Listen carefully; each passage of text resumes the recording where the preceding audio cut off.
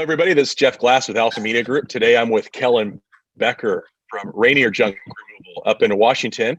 And today, we're going to be talking about entrepreneurship. We're going to be talking about business and kind of a progression of how someone gets into this business. A lot of us have made that entrepreneurial leap. And I've gotten to know Kellen here over about the past 6 months, 7 months. We've gotten to know each other through dialogue and having a client relationship. So, Kellen, I wanted to start out with kind of take me a step back of how you got into the junk removal business. Give me a little bit about the corporate background of where you came from and what likened you to start getting into junk removal. Yeah, it was a total mistake. I mean, I just fell into it. There was no plan. I have no one in my family is an entrepreneur. So I was helping a family member with a large estate cleaning out. I mean, we're talking 15, 20, 30 truckloads. I started with my pickup truck, and I was just helping to clear it out. And I realized that wasn't going to get the job done. We were on a limited time frame. So I went out and I bought a dump trailer because I had some other projects going on at the time. And started loading all that stuff and got the job done. And then afterwards, it was like, okay, well, what do I do with this dump trailer? I've got it sitting around. My other projects are done. So I called some of the large junk removal companies previously when we were first starting the estate, and the prices were outrageous. I mean, just outrageous. And so I was like, well, this is something I could do on the side. So my background is, 15 years as a white collar employee at a Fortune 50 company, salaried, going into the office. And so it was like looking for something I could do on the side, working with my hands and whatnot. I was like, well, if I pick up one or two junk jobs a week, like that would be great, a little extra money for the fishing boat and whatnot. And I would say within 2 or 3 weeks of getting everything legal and licensed, I put a website together and I posted it, and I was like, okay, now what? Like, how do I get the jobs? Like the website, there's a website. I'm online. Like, how do I get the jobs? So that was a kind of like my first step of, you might know how to work for a big company, but you don't know entrepreneurship. Mm-hmm. Now, have you found that coming from a big company, when you're at the white collar level, are you taught skills that you feel that you can take and carry on into starting your own career at all, or starting your own business? Or do you think most of the training is kept to, or I guess I would say intended to keep it there, keep it home? Do you feel that I guess my short question is, do you feel that you were taught any skills to carry over? What have you learned, perhaps the right way or the wrong way, coming from white collar corporate into blue collar entrepreneurship? Well, with a big company, they say it takes a long time to steer a big ship, right? So if you have the newer way of doing things, or you think your way is best, that doesn't necessarily mean it gets implemented. It gets put into a proposal, it gets run up to leadership. Mm-hmm. The thing with entrepreneurship is I am the leader. So if I think that, by changing our methods or something, that we can be, more efficient, more effective, provide a better customer service, I can implement that. I can implement that in there, and then, measure it and validate as to whether it truly is more effective or more efficient. Okay. What steps have you taken since you got started with your business? What steps have you taken to perhaps track or fast track doing this full time? Because now you've made that full-time leap, right? You're out of corporate, you're a full-time business owner, you're in a field that you're running your own business, you're taking care of your family. What steps have you taken since, like you said, just kind of putting that initial name or branding out there? What have you done to get yourself started? Yeah, the first, like I said, was the website, right? Is we had a website. It was a DIY type thing. So I just started doing a ton of research, and that's what a lot of my previous career was, is doing research, investigating, regulations, rules, implementing them, things like that. So getting out, learning, okay, who's doing what and what does it look like? Are they effective? And so as I was getting out there, I, saw some of the information that you had put out there. When I say like the big idea stuff, right? So we're not talking about, taking pictures of, the trash pile before and after, right? But going out and, providing a story to the customers, um,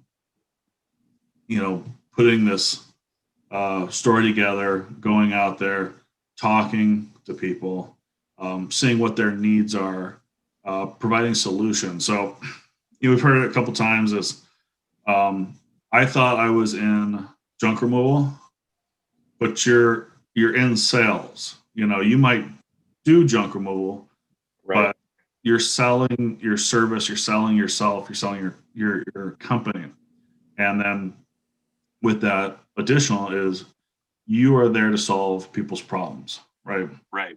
They've got stuff, they need to get rid of it. Someone left something behind. Uh, Property manager needs to turn that place over. They have a problem. And so, that's what I really try to do is I talk to people and say, I'm here to help. I'm here to solve your problems. Here are the things that I can help you with.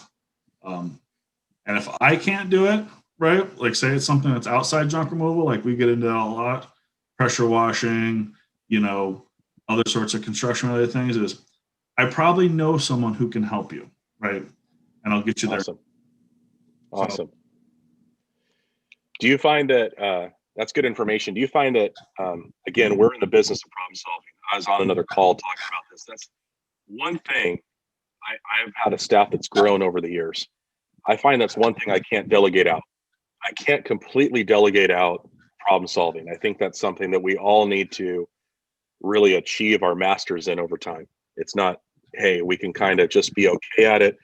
I think with problem solving in business, if you're going to grow, I think the progression of problem solving goes with it. Working with different clients in different states, and when you and I've talked, you've traveled different areas, you've been in different areas. So I have a two-part question. Do you feel that, when I'm talking to Aloha over in Hawaii, or I'm talking to a company here in Texas where I'm at, do you find that there's a cultural difference with sales and problem solving in different states? And is there something that's unique to where you are in Washington? So if someone's starting a business in Washington, is it going to be the same type of customer base? Is it going to be the same type of problem solving that maybe I would experience out here in Dallas, Texas? Or is there something unique to what you do there in your area? Well, that's interesting because, yeah, there are regional differences. Typically, in the South, Texas, it's who you know, right? Especially places that don't have a large influx of people coming and going, right? Mm-hmm. Some of these business relationships I remember growing up in Texas is, they went back to, granddaddies playing football together, and, Mm-hmm. families, have kept in business or in contact, Right. 50, 60, 70 years. That's how long these business relationships. Whereas you come to somewhere like Washington, right, Tacoma, Seattle area, you have so many people from other places that come in, come out, especially with large tech, Amazon. We've got our JBLM, Joint Base Lewis McChord, the military base here, where it's more of a melting pot. And so, you might only be here 2 years, or you might be here 3-4 months, and you don't really care about anyone's background. Is you just want to get the job done. And so um, I find it easier probably to break into an area where you don't really have to have an established business relationship, with the community or the people, and you can become more successful, on a quicker time frame before you have to go or versus like getting and out and courting people and, breaking those barriers to get into like the local community. So. Gotcha. Now, you and I have had some real in-depth conversations about the hiring process, the onboarding process, and finding qualified help. Could you unpack a couple things that you would look for? Because I come back to this thought that you and I really agree on culture or value systems, because whoever is on that truck or walking into that house to service that customer that they're solving problems for, they have to represent you. So now your position is really switched. You're no longer the employee, you're the employer. So you and I have walked through some mental processes of like, hey, what do I look for? What are some signs? So on the positive, what are some quintessential, when you're in that interview, what are you looking for in somebody to come represent Rainier Junk Removal? Yeah. So we've had a couple of employees that have come through, and each time I think I refine it a little bit better. But I look for someone who's personable, right? Who can have a conversation, who can look into a customer's eyes and shake their hands when it's not COVID, and and then adapt on the fly, right? We get that a lot. You come for something that might be a single item pickup, and then, hey, while you're here, can you disassemble the waterbed upstairs, right? So that's the ideal person, is someone who is easily adaptable, who's personable. They can hold the conversation. We can always work around strength, things like that, but you give me someone who has a strong work ethic and can, have a conversation with a customer, and, they're good as gold in my opinion. Gotcha. A lot of us go through this balance, and when you had your 9 to 5 job, which we know, I'm guessing if you're on salary, it wasn't 9 to 5. You have your time getting to work, probably extra hours you put in, your mental time at home. So reality that I know is usually a 40-hour work week job is usually more like 55, 60 hours. By the time you add everything up, you got travel time. So to those that are making that transition, have you found significant difference in the balance of what we hear, family and work life? And how have you balanced that? How can you help perhaps that new business owner that's coming on the scene? Should they expect a drastic change? Should they set up some boundaries initially? Should they be flexible? What suggestions would you have to balance out that family work life getting into a career? I can say by far, I have worked more this year for myself than ever at a large company. There's no off. The employees go home, the trucks are washed and fueled, and I'm doing 3 to 4 hours of, paperwork, proposals, estimates, and a large part of that is when you are new and learning. Like I'm in my first year, I was hand writing the estimates, so using a Microsoft Word template, and then I find that a product that I'm already paying for monthly will do that for me, very clean, very nice, and I just have to put in a couple words and an email address and send it off. So as you keep going, you become more efficient. And, part of being a business owner is you have to know or learn efficiencies, lean practices, right, to streamline your processes and procedures. And,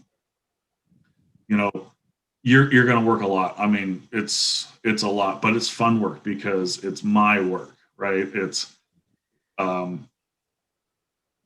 I would say that, some of my worst days on the truck were some of my best working days, in the past 10, 15 years, because you're going out and you are looking at a problem, you're solving the problem, and you're providing a solution. And so, you get out there and there's a large amount of stuff that needs to be removed or demoed or whatever it may be.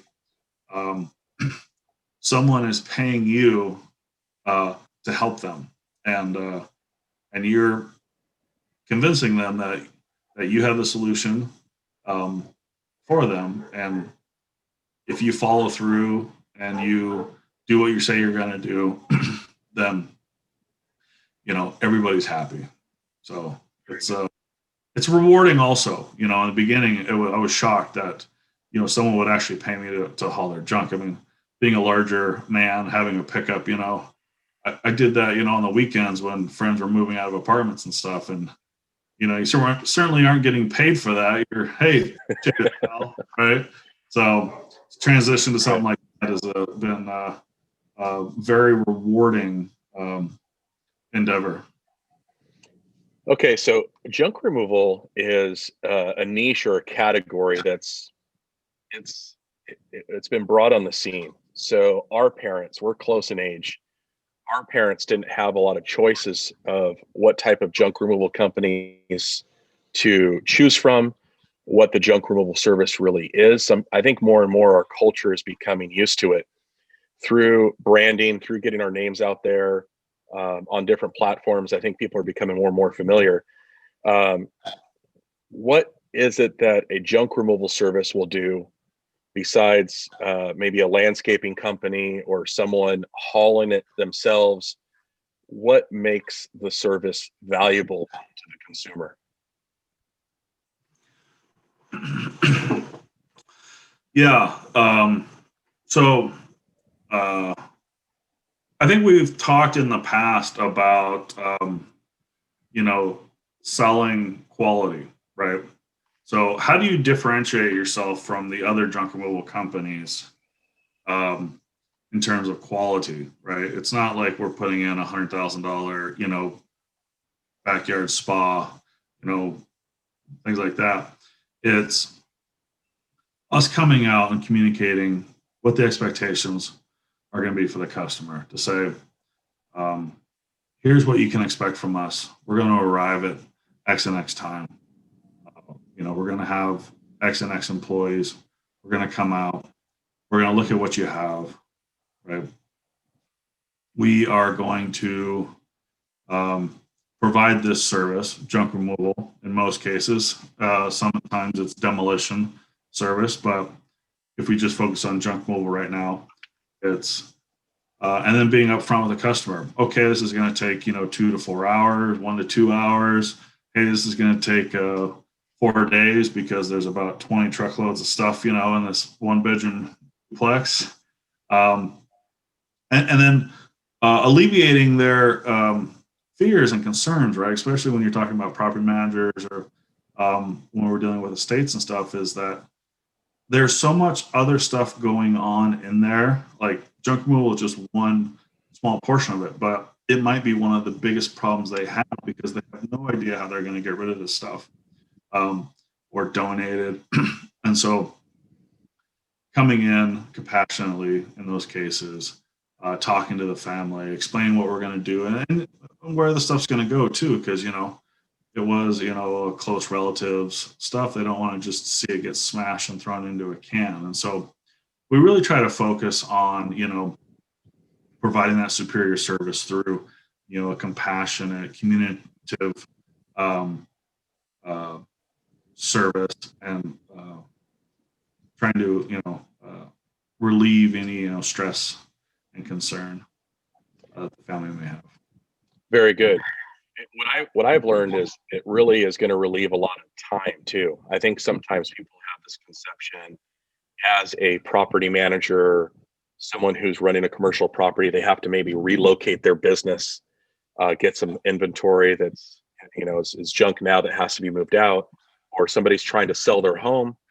Maybe they're moving from Washington to Texas or somewhere else, and they have to flip and get all that done. It's really a time saver because what I've learned is working a lot in the junk removal nation, clients that are in junk removal, is that as homeowners, we can be, or property managers, we can be maybe misleading ourselves like, okay, I can go do this myself and save some money.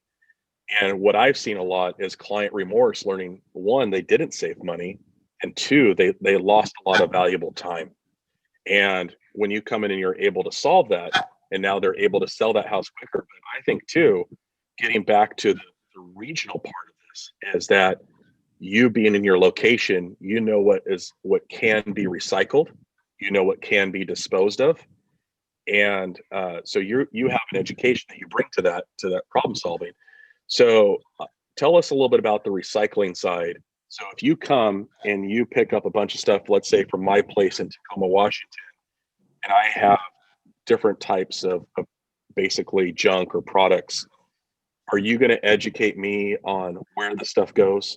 And then you're going to take it to those places. Walk me through that process a little bit. Let's say I'm a concerned customer and that stuff is mine, at least before you take it. Where do you take it to? What do you do with it? Sure. Yeah. So we have transfer stations up here, right? So if you do go to what we call the dump, is you're basically going to a large building and you're emptying the load out onto a concrete floor, and then it's transported offsite. Sometimes it goes to a different state via rail car, but our prices are some of the highest in the nation here for tonnage there. I mean, we're almost $200 a ton. Wow. The other people we talk to, on these groups is $30 a ton, $40 a ton.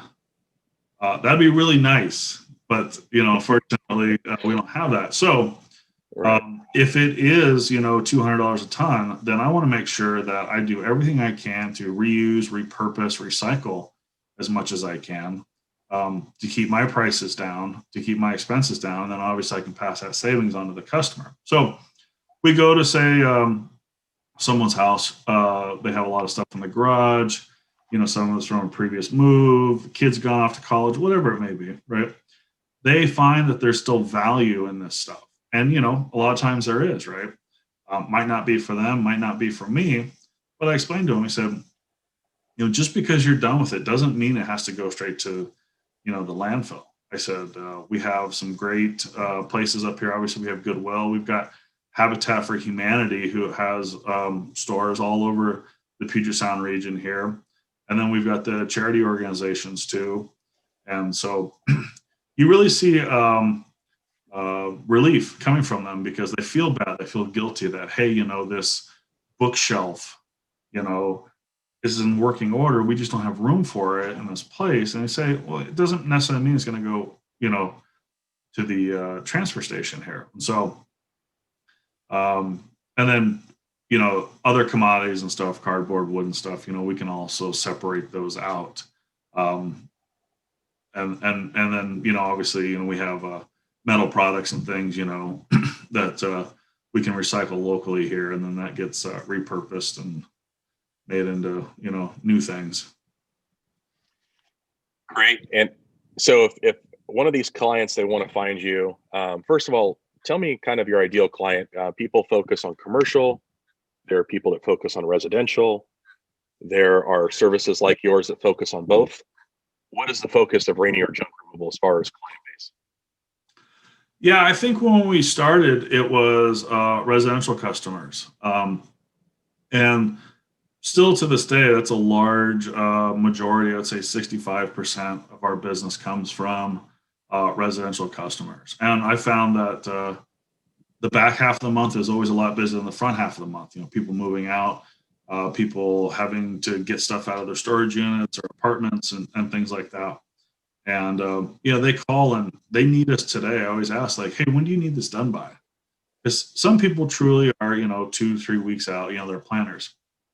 But a lot of it is, when can you be here? Right.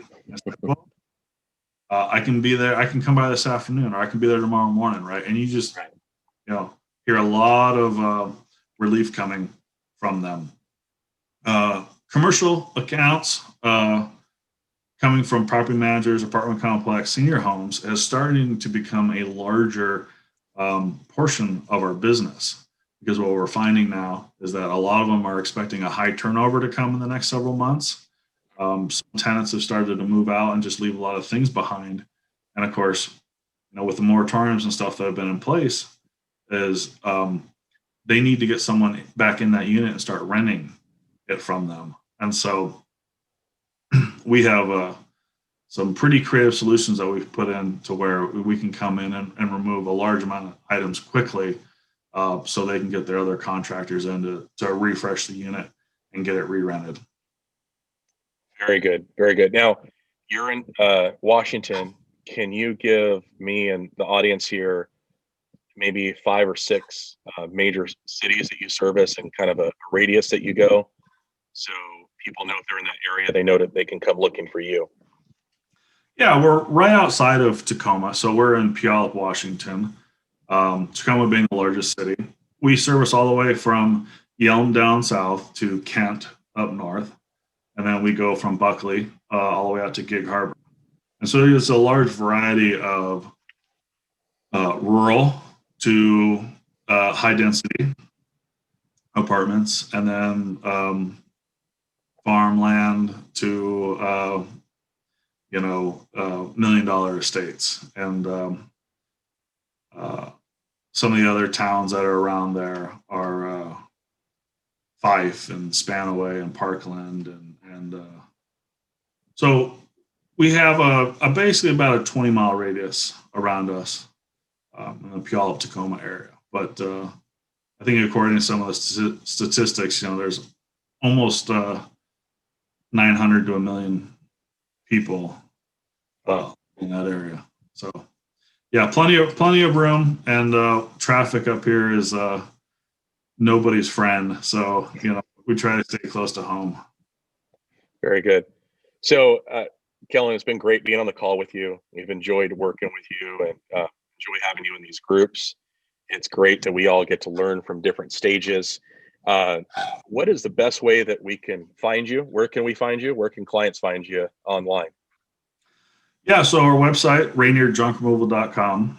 And then I'm also on LinkedIn under my name, Kellen Becker. And then we've started a YouTube channel. So that's Rainier Junk Removal on YouTube. And been posting a lot of videos of some of the projects that we've been involved in, so people can see, what it looks like to that when we show up, and some of the things that we've faced.